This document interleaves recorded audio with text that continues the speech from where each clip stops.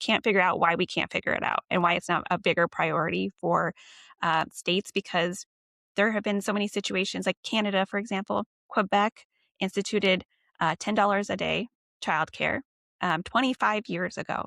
And they thought it was going to be so expensive. And then it ended up paying for itself because so many people went to work and it infused so many dollars in their economy that it paid for itself for them to subsidize that care. And now Canada has rolled that out nationwide, $10 a day childcare. Could you imagine if people were only having to pay $10? Like, yeah.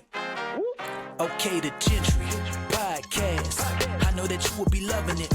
We here to break it down so that you start to understand your local government. Who are the leaders? Time to get active, do something about it. Dealing with jobs, the workforce, and affordable housing. Motivate and inspire. Elevate, take it higher. For the next generation. Knowledge is power for your community. Giving you the info that you really need. Time to make a change and a difference. Tune in, don't miss it. It's the Gentry. The Gentry Podcast. The Gentry Podcast. Making a change, switching it up. Hello, and welcome to the Jentry Podcast today. We have an incredible guest. I'm your host, Jonathan Mason, and with me today, I have Connie Stopher, who is the CEO of Wine Country EDC in California. I'm so excited to have her. She, by her words, not mine, landed in economic development, but I'm excited to share that story. But before we do, Connie, how are you doing today? I'm doing really great, Jonathan. Thank you so much for having me. Of course, the pleasure is all mine. Now, I always have to do this. I want to get straight into it. So what makes Wine Country the best place to live in the United States? What's the secret sauce? Well, I think Southern California wine country is so special because it really has something for everybody. And we like to say that we are an hour from the desert, we're an hour from the beach, we're an hour from the mountains, an hour from Disney.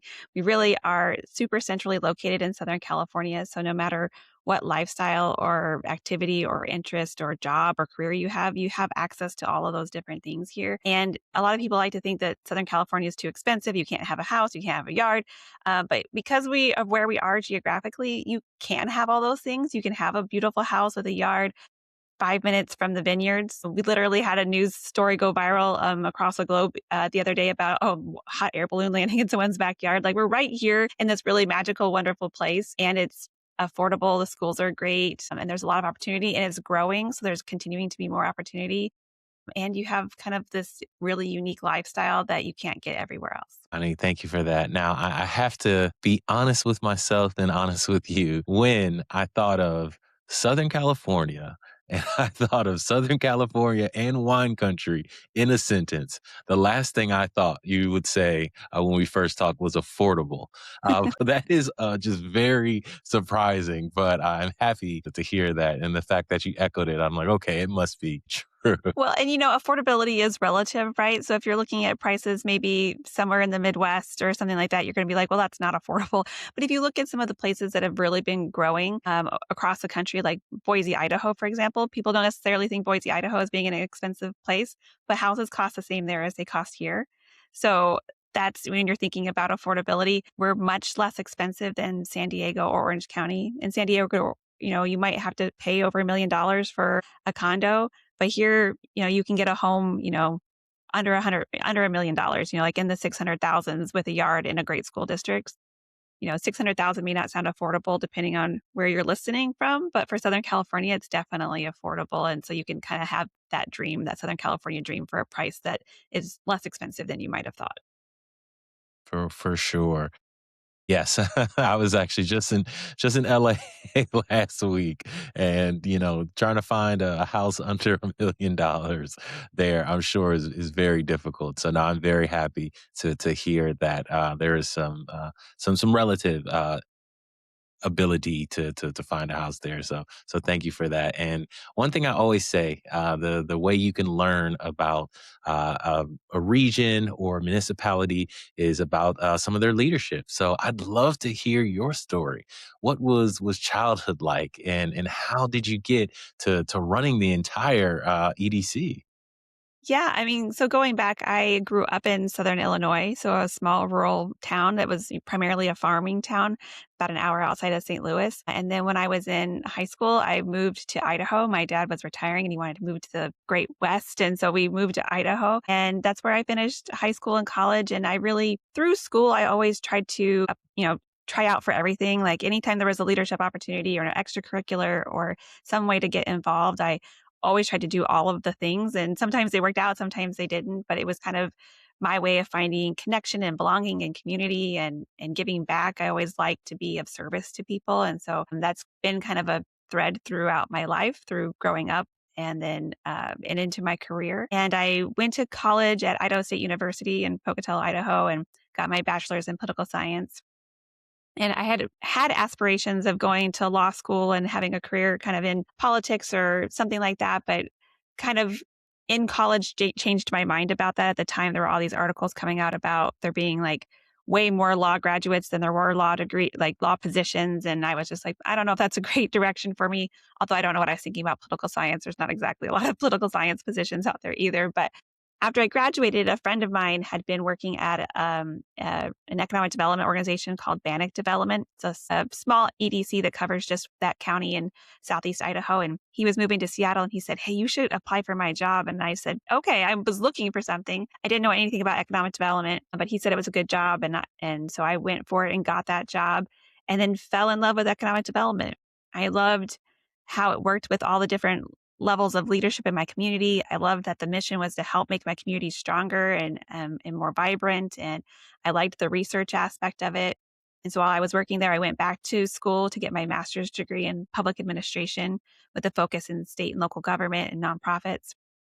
And then and then after that, life took a weird set of turns because I graduated in December of 2008, which was not a great time for the economy and all of that. And so um, my husband and I decided, well, we weren't married yet, but we were about to be married, but we decided that we were going to take like a gap year. We were going to sell all of our stuff, save up a bunch of money, and then spend a year in New Zealand. And we figured when we'd come back, the economy would be a little bit better for job seekers.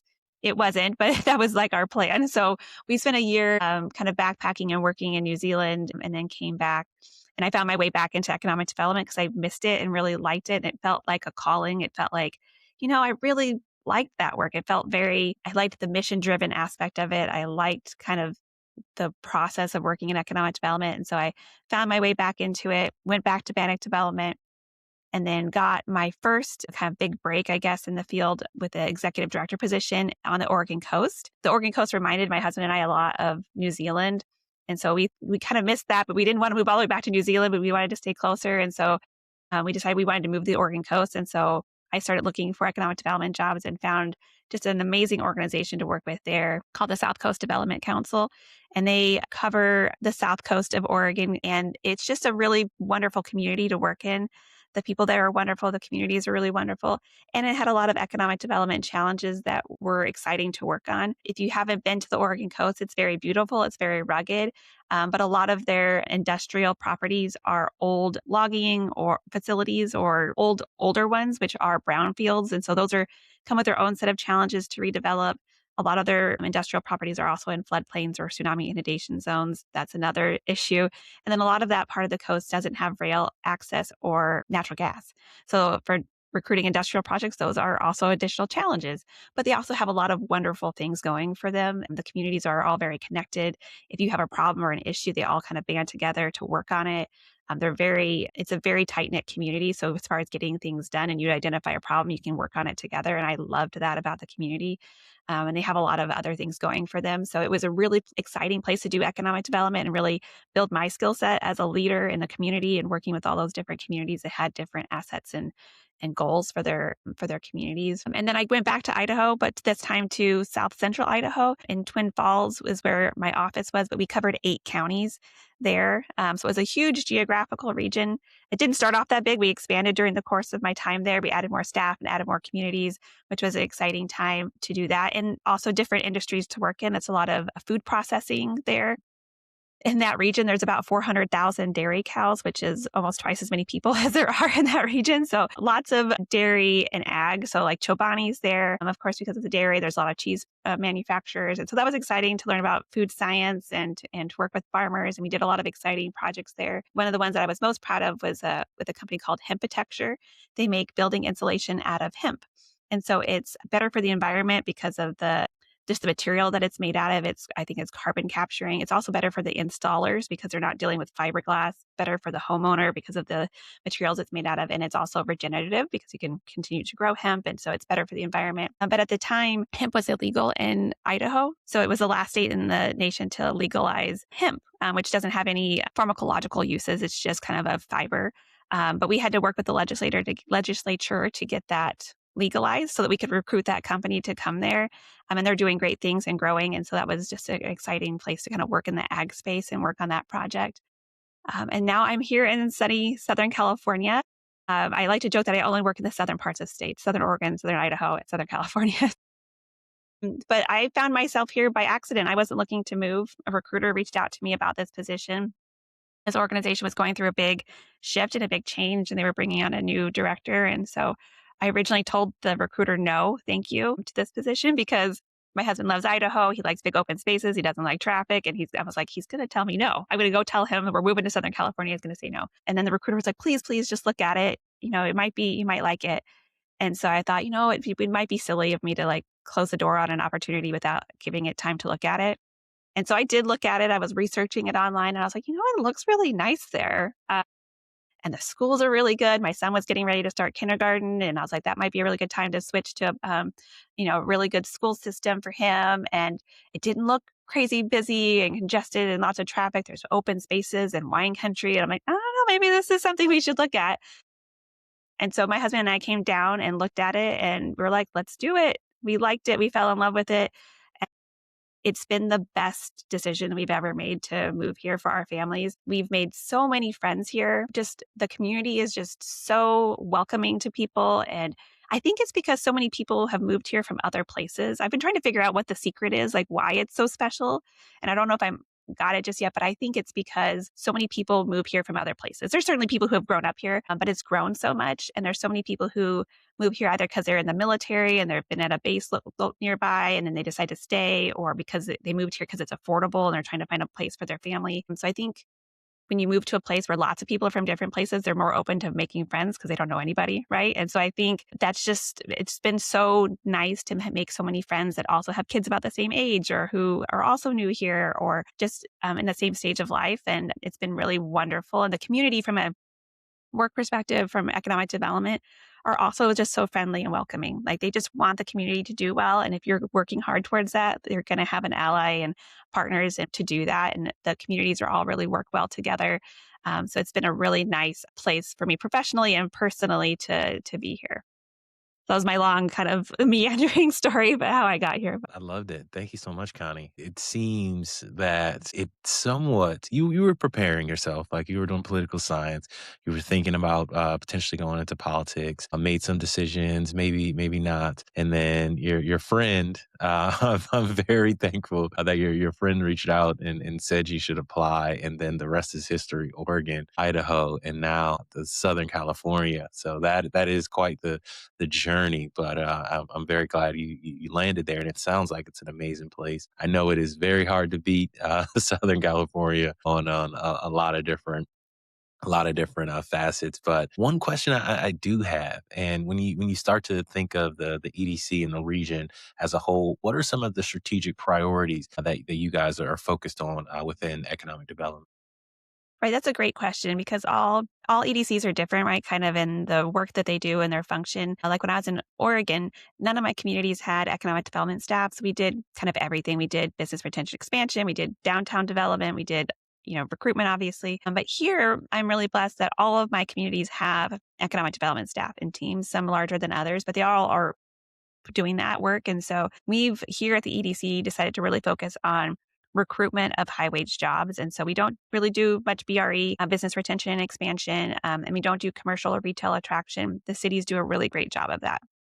So they utilize us to do the bigger, broader regional marketing and the high wage job attraction. And the industries we focus on because of the existing clusters in the region are life sciences and pharmaceuticals, because we have an existing cluster here and we're close to San Diego, which is one of the largest regions for that in the country. Aerospace, which is big in Southern California, advanced manufacturing, which I think everyone tries to attract advanced manufacturing, but I think we've got a strong niche for that. And then clean tech and green tech. We have a lot of interest in that in the region, partly because of where we are, but also the opportunities on the horizon. We're very close to the Salton Sea, which is in Southern California. It's the world's largest deposit of lithium. It's out in the desert. So it's a couple hours from here. But because of our kind of logistics and location, it's an opportunity for us to kind of really capture that once that starts being mined, which is a huge global opportunity for Southern California and the battery space. So those are kind of our key factors. And then we do a lot of, particularly for international attractions, so foreign direct investment. I think California is so well known globally, and it's a really attractive destination for international companies to land for the first time, that we have a lot of success marketing and attracting international companies to come to our region because they want to be in California, but we offer a more cost competitive location for them, but we're still close to a lot of the places they want to be. And sometimes I think domestically, like when we're trying to like recruit maybe a company from Illinois or something like that, the common perception in the United States is that California is so hard to do business in. And so it's easier, I think, for us to get over that hurdle with an international audience, because if they're a company from Japan or from Germany or whatever, the regulatory system in California is no more difficult than it is in their home country. And so they're coming into it with fresh eyes and they want to be here and it's worth it to them to be here. I think coming from the other side, they're like, oh, it's so much more difficult than it is here. And sometimes that's true and sometimes that's not, depending where they're coming from. And we still have success. We recruited a company from Texas, actually came here, and you don't often hear that story, but it does happen that way. Sometimes companies come from Texas to California just because of, our proximity and the value that we bring. And we're the fourth largest economy in the world here in California. So we still have a lot of opportunity. And that's really what our focus here on the EDC is, marketing the region so people know where we are and the opportunity, and helping those companies land here. Because I think on one hand, when people hear Southern California wine country, it sounds very nice. And they're like, ooh, that sounds maybe a great place to go for vacation, which it is. But there's also tremendous opportunity from a business perspective. We have millions of square feet of industrial space that is either in development or in the pipeline in our communities. We're along some of the busiest logistics and distribution corridors in the country. We have growing workforce, very highly skilled workforce, research universities in the region. So tons of economic and business investment opportunity here that is unique, I think, in Southern California. But you still have the lifestyle opportunities and amenities too. And so making sure that people don't just think it's just rolling hills and vineyards, which we have. We also have the other side of the coin too, to be able to bring businesses and high wage jobs. Wow, that is impressive, and I feel like that is a gift and a curse. Like when you when you hear the name of the region, you definitely have one aspect, and you think of the aesthetic, you think of the perks, but I didn't necessarily, when I first heard of it, think of how much industrial land and opportunity there is. But that is once you find out about that in conjunction with the perks, that is definitely awesome, and that kind of gets me to my next question. What is maybe something that you've been very proud of since your time being in Southern California?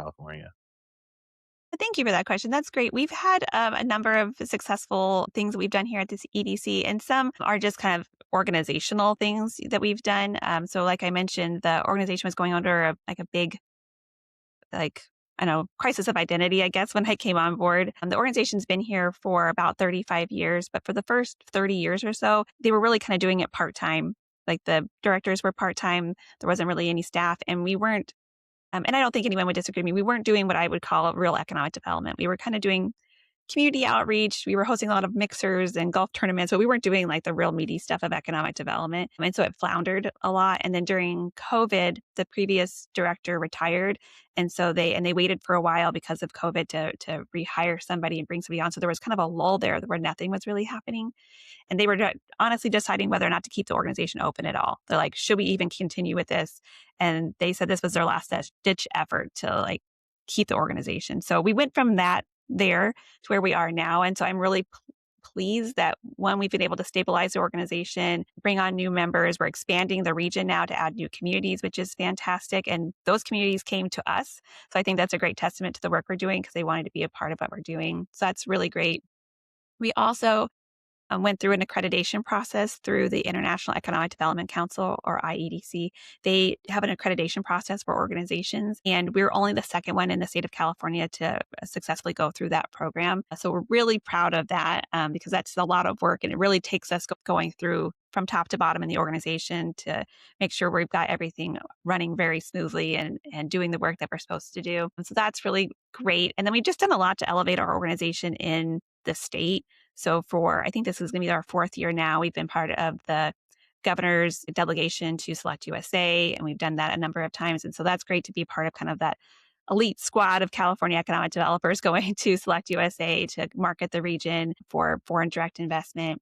And we've had a number of recruitment projects that have been successful. And we're just really excited about the partnerships we're developing because it all lays a foundation for bigger things to come after that by kind of just doing that foundational work and then going out there and then working on getting our community out there in front of global companies to really talk about why this is a great place. Because I think a number of years ago, people wouldn't have known that this was even an option of a place to like bring a business necessarily. And so now we're really changing that narrative, and I'm proud of that. That's awesome. Totally changing the narrative and totally working on the credibility through accreditation, through the access to the governor in bringing in foreign direct investment. So definitely changing the narrative. And then that kind of dovetails nicely. I know challenges are just opportunities, but maybe could you share one or two challenges that you faced since your time in Southern California? Yeah, I think one of the primary challenges that we've been facing is just funding, right? We're a nonprofit economic development organization, and economic development organizations are funded very differently depending on the state that you're in. So some states organizations get tax funding, like through sales tax or through their lottery or something. So they have a dedicated funds that are coming all the time. That's not the case in California.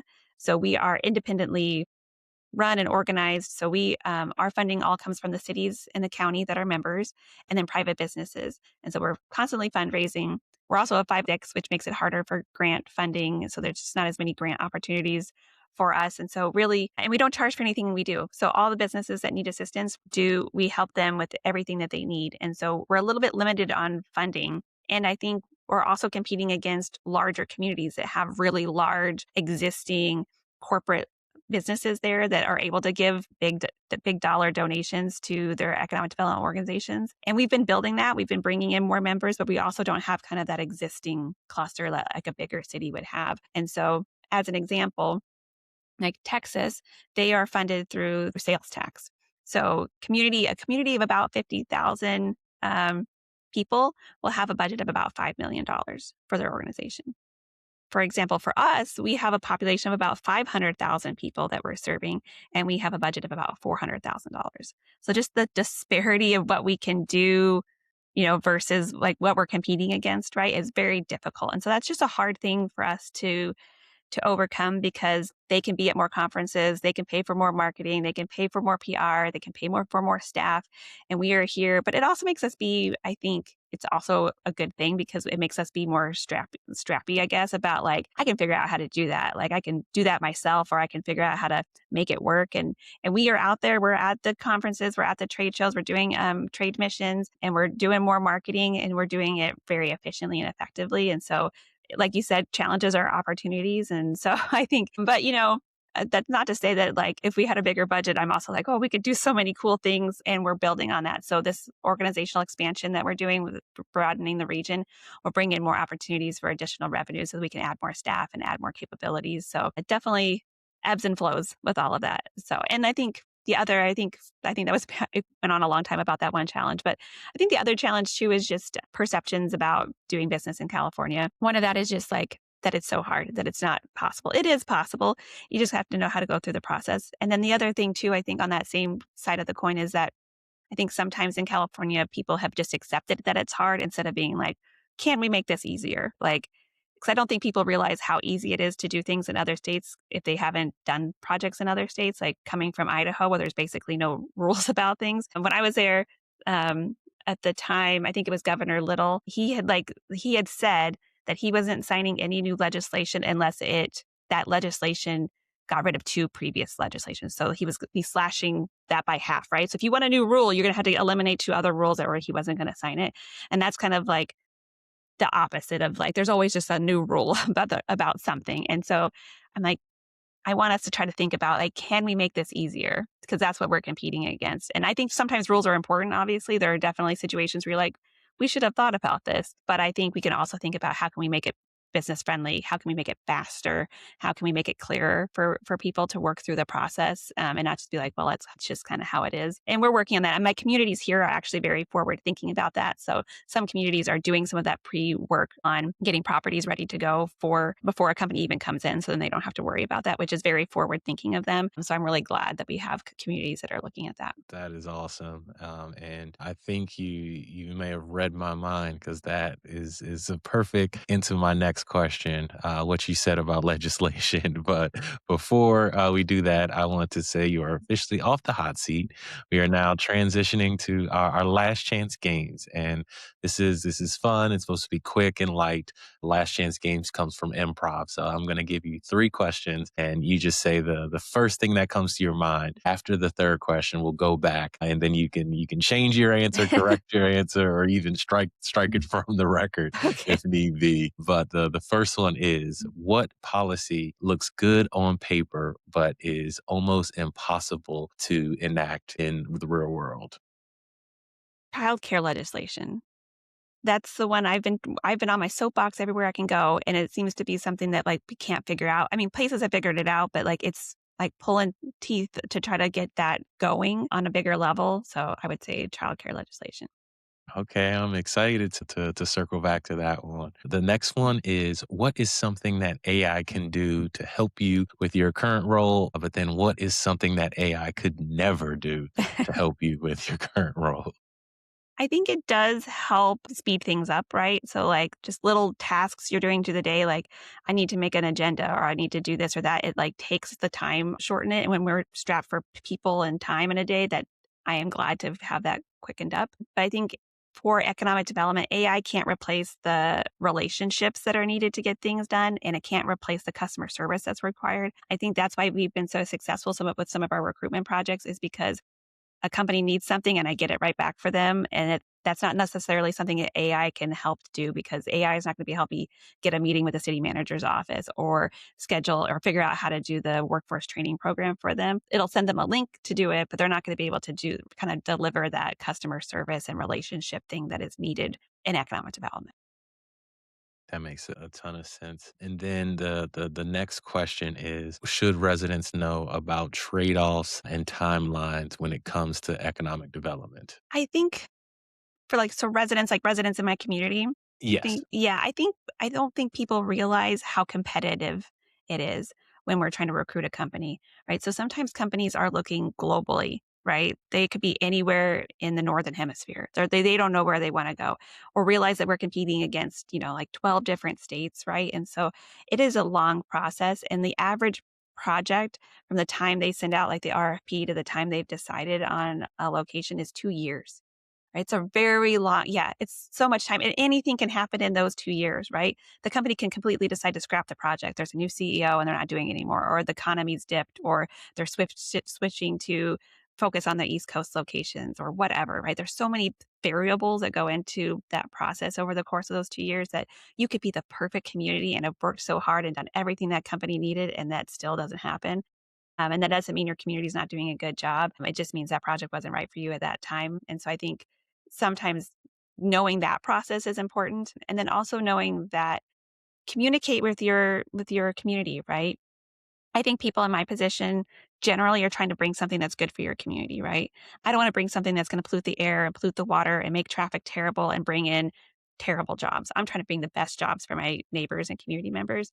But that's not true of everybody. Some people just want to rip and cutting on a great big $1 billion deal, and they want to do that project. I don't think that's the vast majority. I think that's just the minority. But if you really want something for your community, or if it's important to you, or you want your community to like look at a certain type of industry or communicate that with your city staff, with your city council, or with your local economic development organization, because that's important to me to hear what people want in their community, and they want to work closer to home, or they're commuting, or they, anything that's impacting their day-to-day life. That's important for economic development organizations to take into account about how you develop your community, right? Where they want projects to land and where they don't. They want to keep their open space or things like that. So those are all important things. And to know that at least here at the EDC, we're taking into account lots of things like data centers.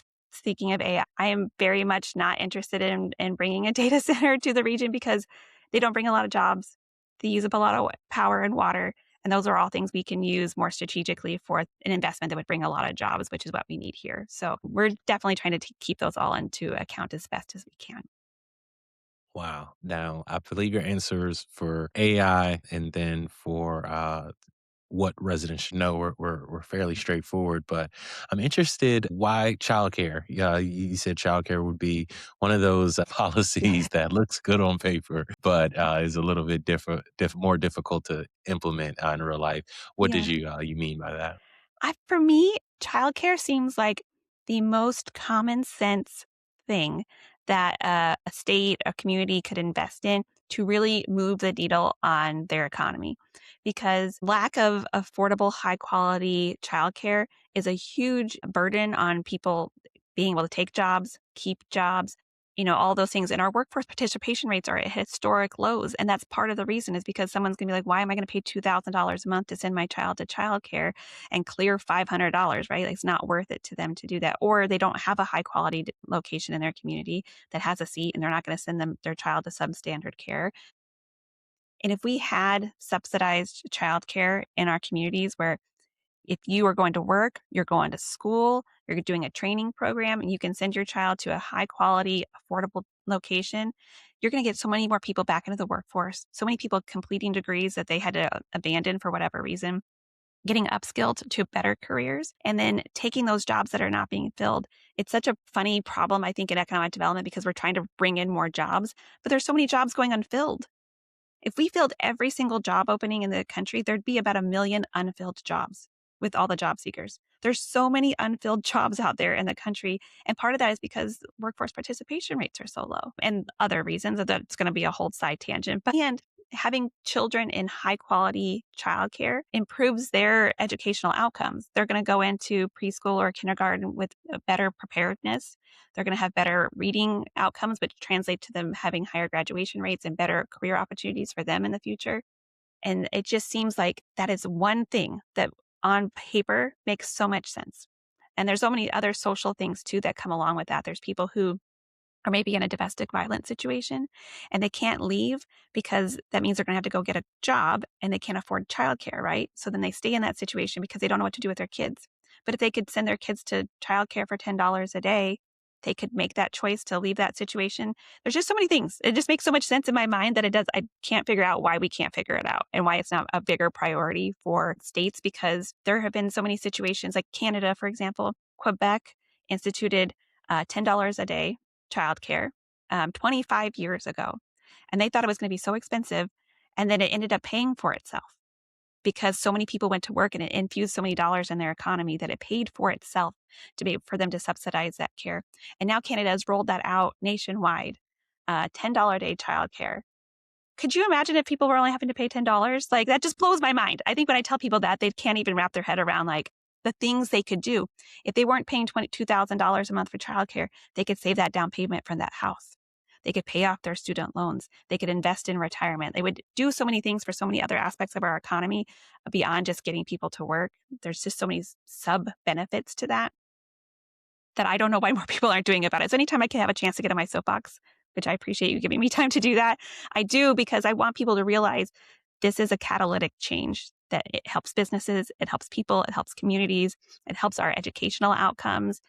There's just so many benefits of it. It's not just childcare. I think some people just think it's just babysitting, but it does so many other things. It's like infrastructure for our communities. We need roads for our people to get to work and goods to move around.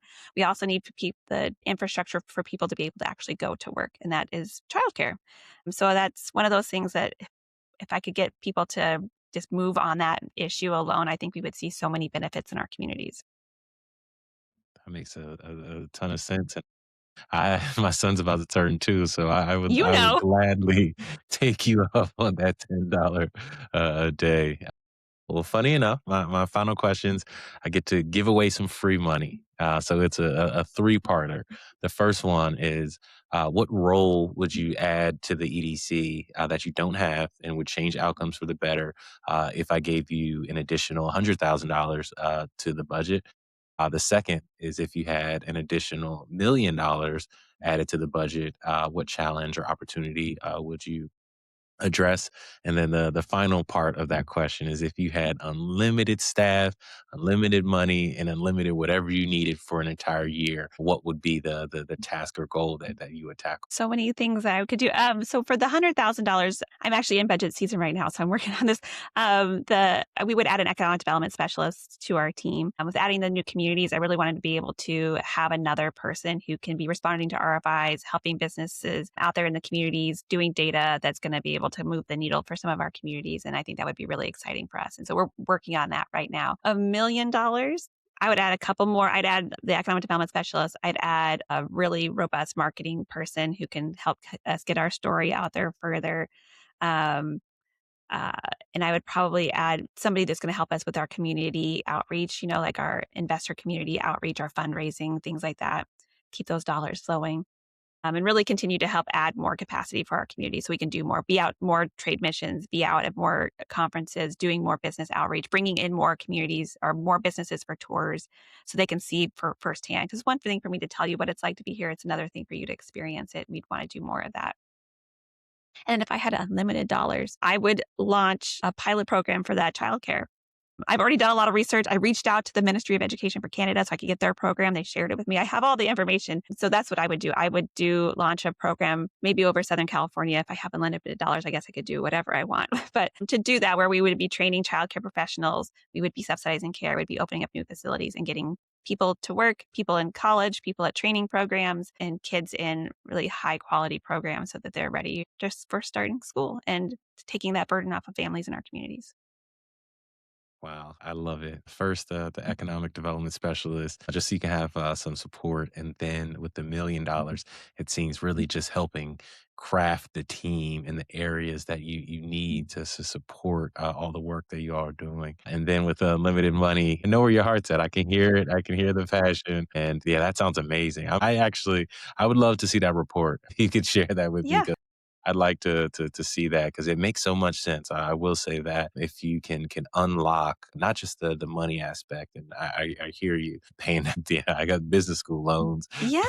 I wish I could pay down a little bit quicker, and then other things for supporting your family, but then also people getting to go back to work, go back to school, and then can really increase the amount of workers and entrepreneurs and starting businesses as well in the community. So I would love to see that because I drink the same Kool-Aid. I think that's a really good idea. But so Connie, we are at the end, but I'd love to give you the floor. If there's any final words that you'd like to share with our viewers, I'd really appreciate it. Yeah, well, I want to thank you for having me on the show. I really appreciate it. And then I guess my final thing would just to say that if you're interested in Southern California, either to live or to have a business, please be open to it. Don't shut the door on it like I almost did.